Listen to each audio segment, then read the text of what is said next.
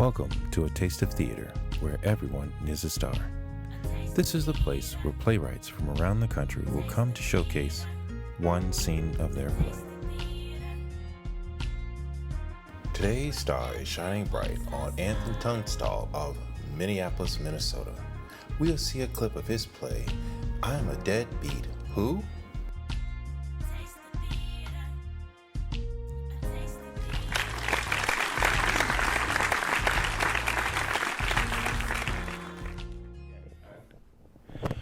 Welcome to A Taste of Theater, where everyone is a star. Today's star is shining bright on Anthony Tungstall of Minneapolis, Minnesota. And we will see a clip of his play, I'm a Deadbeat Who?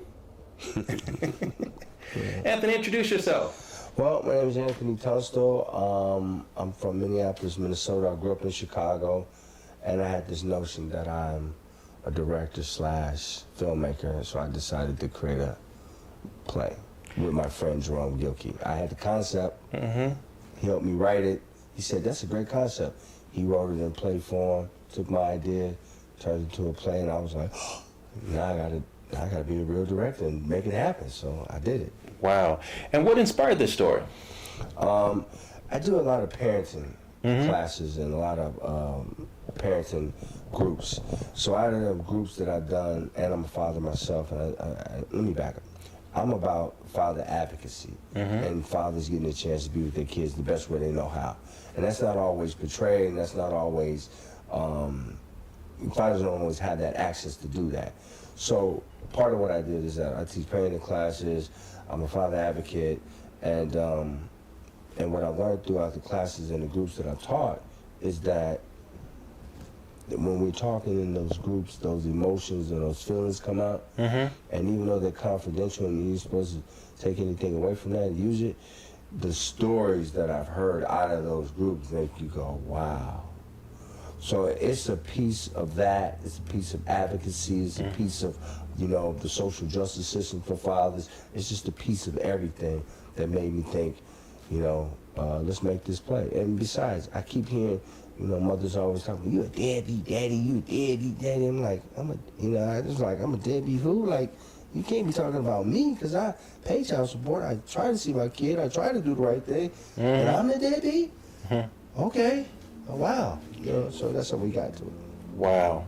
And so was it the classes that inspired it, or was it just the personal experiences? It's more personal experience, because like I said, I worked for the Minneapolis Father Project in 2000. I taught parenting classes. I'm a father advocate. They have a festival of fathers. So any father-related thing I try to be involved in to advocate for fathers so they can have a role and their voice, because they're not always heard. And if they are heard, they're minimized by what they talk about, and that's not really good. And these guys really want to be in their kid's life. And you start from a place where it might be negative, but that don't mean that the feelings and emotions that they have when their baby come is not real. That's true.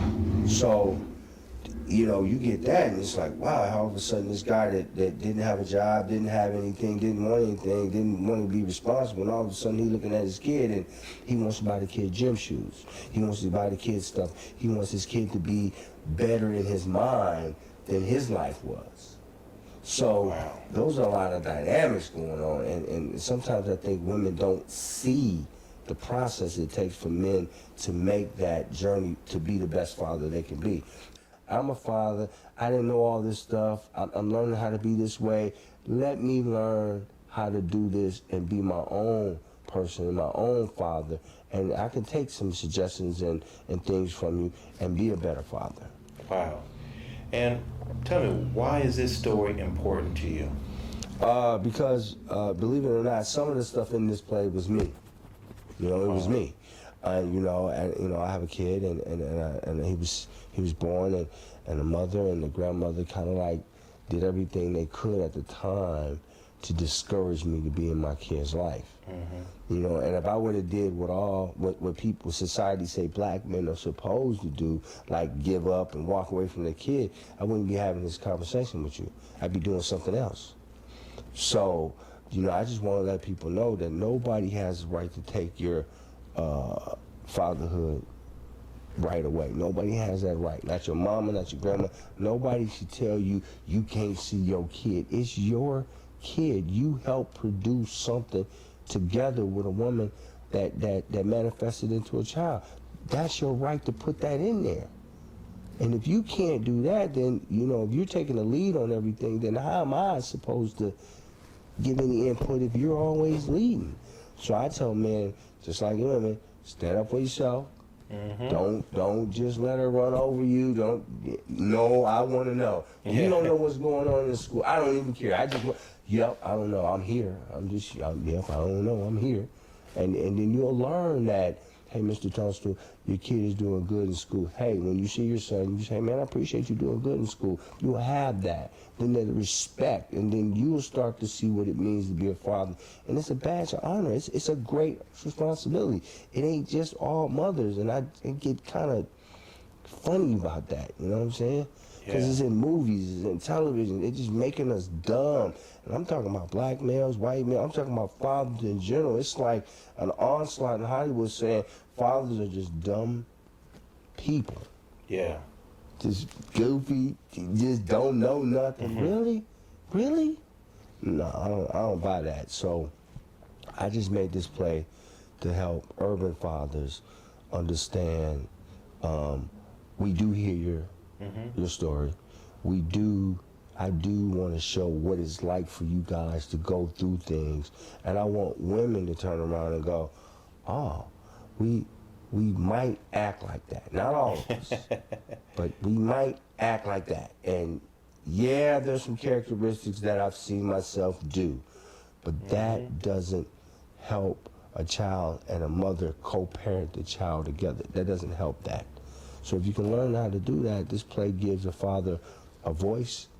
It gives them a chance to talk about issues that concern them, and it gives a chance to see women whose brothers and cousins and men in their life going through this, what it plays out. Wow. So tell me about some of the characters in this production. Well, one of the characters is Rico Devotion. He's been there from day one. He's the father, and I try to put people in my plays that have the background that I'm looking for. He's a father. He's also a grandfather. He's been through a lot of different things. He's the lead actor. Rico plays Isaac, a guy who just got out of prison. He got all these different, dynamics going, and he lives with his auntie, and with his girlfriend. And he's got a fierce baby mama, and then the drama ensues, and it's just, and he's just trying to find his way through his own. And at the end, he kind of does that with a little twist on some things. Okay, so this play is written from the grandfather's perspective, then? No, it's written for, it could be. It's just written from the men who want to talk about what it means to be a father to them. And they don't get a chance to say that, you know what I'm saying? Because people might think you crazy, or she really didn't let you see her kid. No, she really didn't let me see my kid, and I really wanted to see my kid. And what the child support do, and what are your rights? Do you know your rights? Even if, I don't care, this is sidebar, I don't care if you're married. You're supposed to have a blood test. Don't care what she thinks, how she feels. You deserve to know unequivocally that is your kid. That's important. Any woman that says, I don't, you might want to have a conversation with her. Because when you determine that that is your kid, you now take the first step of realizing that, hey, this is our kid.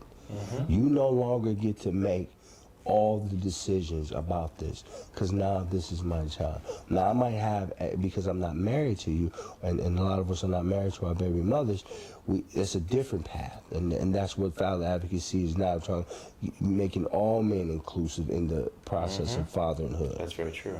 All of it. So if you're not divorced, you're divorced. I don't call it baby mamas. You get out of that. That's the mother of your child. Let's just change that mindset. That ain't the baby, that's my baby mama. No, that's the mother of your child. When you start respecting that, it takes on a whole nother meaning.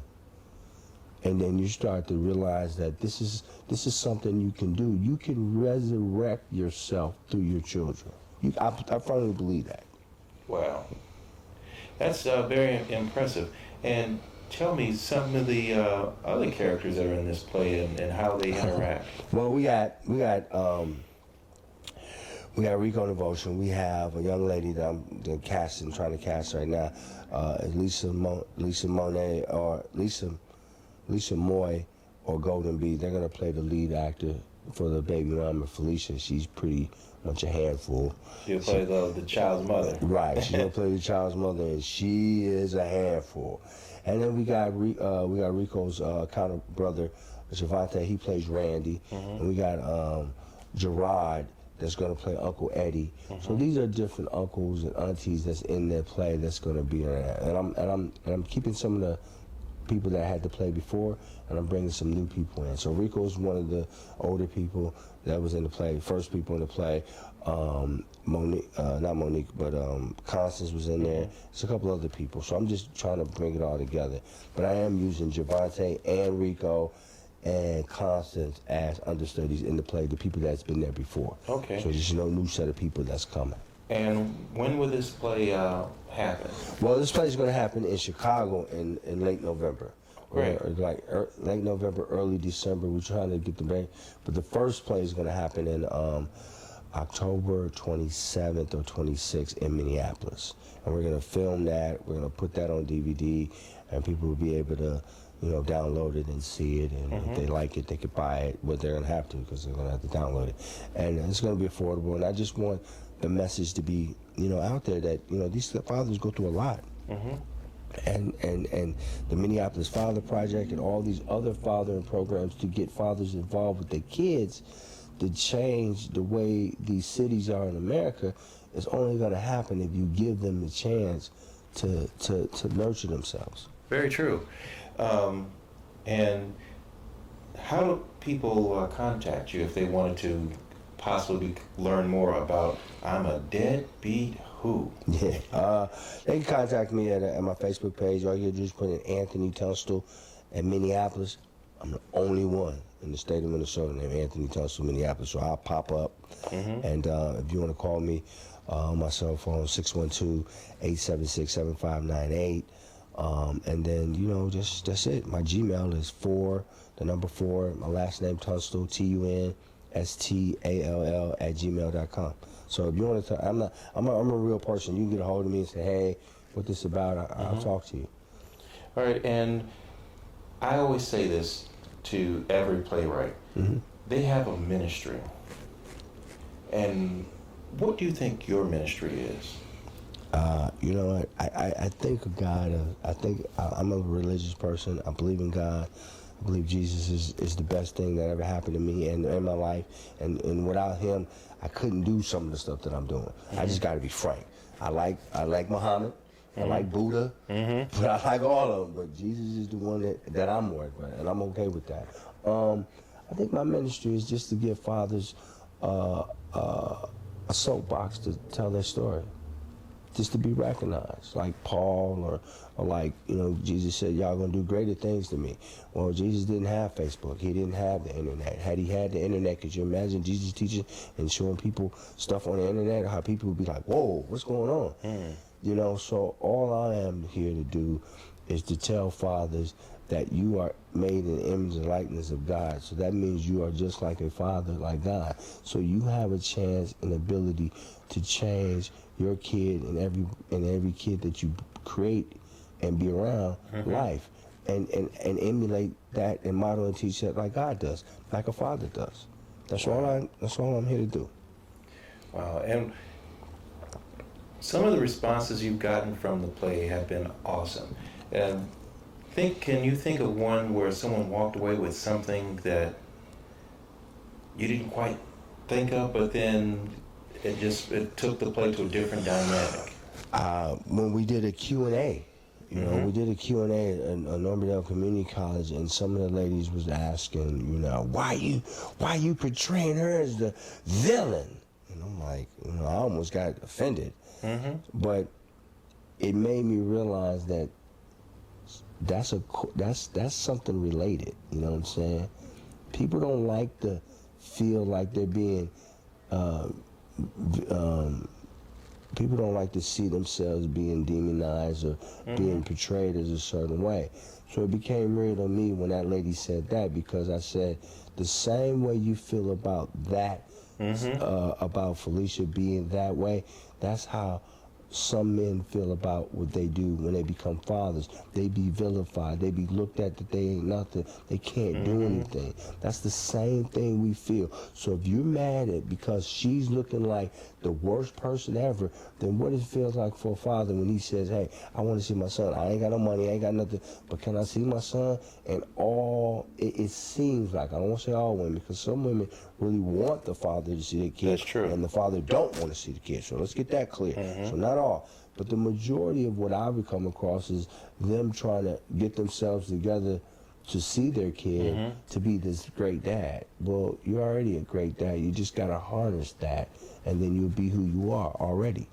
And that's what took it to another level when she said, well, I didn't like the way you portrayed women. I made this play because I'm tired of men being portrayed as deadbeat dads. I just didn't like that. So we're on the same page. Wow. You know, that's all. So that made it real for me. So I was like, thank you.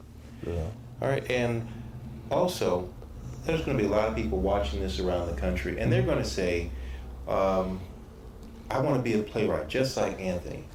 What advice would you give an up-and-coming playwright so that they could sit here and be interviewed as well? One, I'm never going to tell somebody that you can't do it. I got dyslexia. I got a whole history of stuff going on with me. And I figured out a way to transcribe my play. I'm not a playwright, but I know what's in my head. And I know how to take what's in my head to give it to somebody else to make them write it out. And that's what Jerome did. He said, man, I'm a deadbeat who? He said, I think I can write a play about that. I said, well, go ahead. Here's the concept. Here's what it's about. Here's the meat of it. You know, he said, boom, he came back. I was like, whoa, this is it. This is it. Man, you add this, subtract this, put that in there, we're good. I didn't have to do all of that. So you got to find people that believe in the same common interests you do. You got to believe that whatever your story is, it's not abstract, it's not crazy, it's not messed up, it's for real, and you can do that. So my advice is, pick up the paper, get a dictaphone, say it in your head, play it out in your head, record it, whatever you got to do, give it to somebody, have them transcribe it, type it up, and then there you go.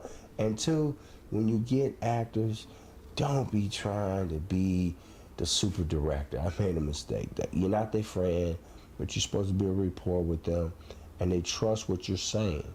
So you got to be, it's like a parent. You know, you have to be able to give people constructive criticism and bring something out of them that they're not able to do. And you got to give them the confidence to do that. If you're frustrated about how this person is doing, it's not going to come off like that. It's not going to come off like that. So that's one of the things. So be a little patient with people, and always tell your actors and actresses that when they get frustrated and they get, you know, a little frustrated, a little mad, that they have already done what you've already asked them to do. They have already been in a situation or scenario that warrants them to be the character, because you wouldn't have picked them if they didn't have that characteristic. Wow, that's good. Very good advice to give to up-and-coming playwrights. Yeah. All right, so we're going to watch a clip of "I'm a Deadbeat Who." Yeah. And again, we want to thank you, Anthony, for coming on the show. Thank you, Victor. I really appreciate that, man. I love that. So, Taste of the Theater, you know, this is all right, man. I'm feeling like I'm on my way. You know Yes. So I appreciate this. That's why we always say a Taste of Theater, where everyone is a star, including you. Man, jeez.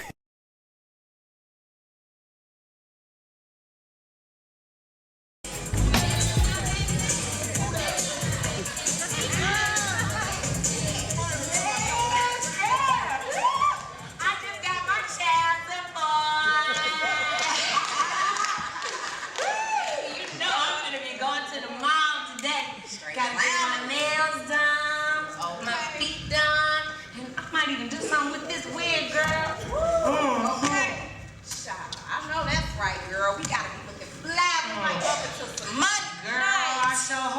cause you know ain't nothing going on but the rent over here. Hey, girl, you know you gotta pay to play around this way.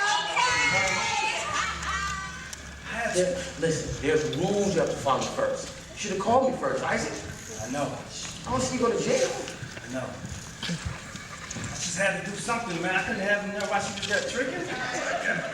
I'm serious. I can't help You still ain't paid them daggone parking tickets. it. You still ain't put no tape over your mouth yet.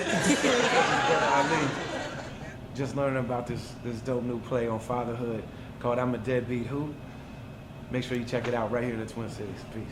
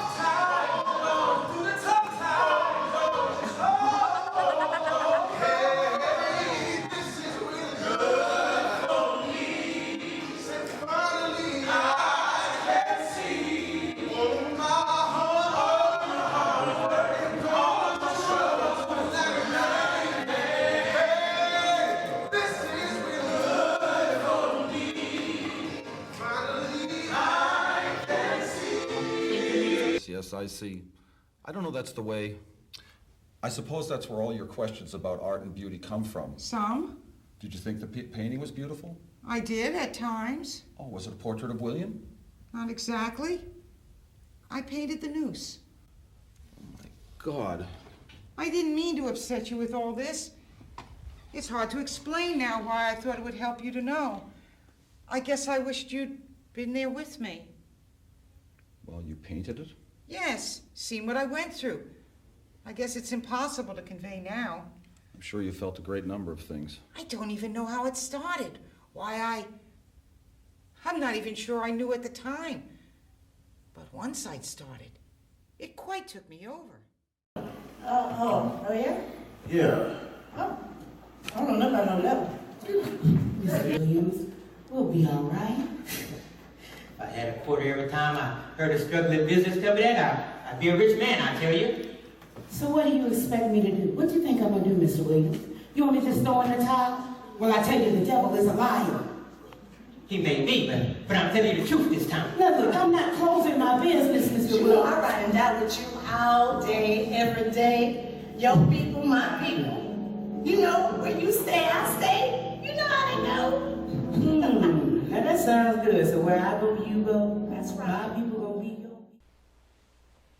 They broke up the patchwork shelters and just scattered us. It's like cattle. Just like they're trying to scatter you.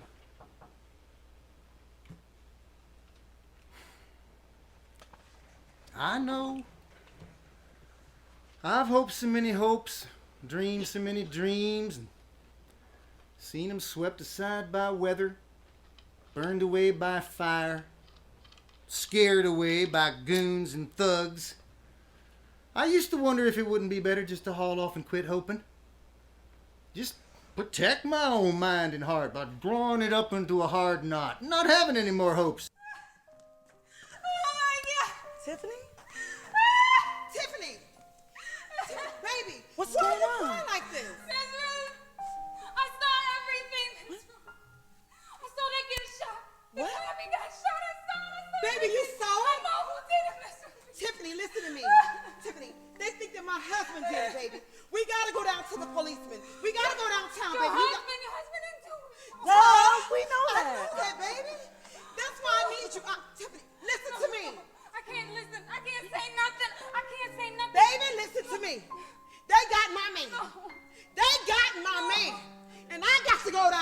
my husband. No, You hold on. Don't kill me if I say anything. Baby, I'm going to get my man.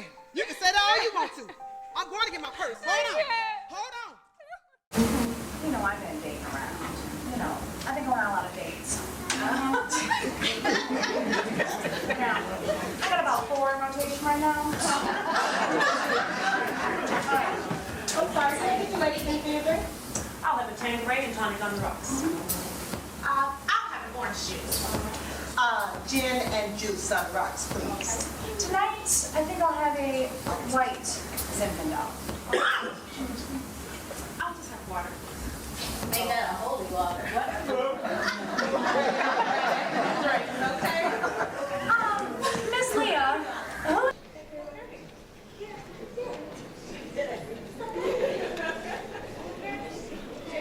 Hey, guys.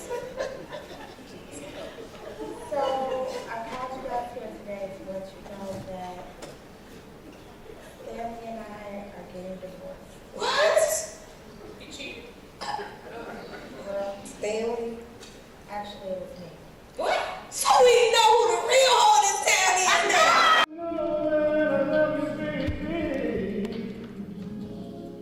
And nothing in the world matters to me, no.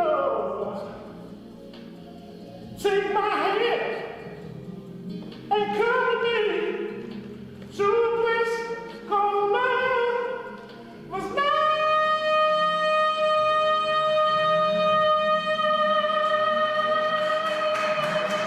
Oh, baby, see, I get too bad, baby, and you never. 'Cause I'll give it all to you. I believe that I need.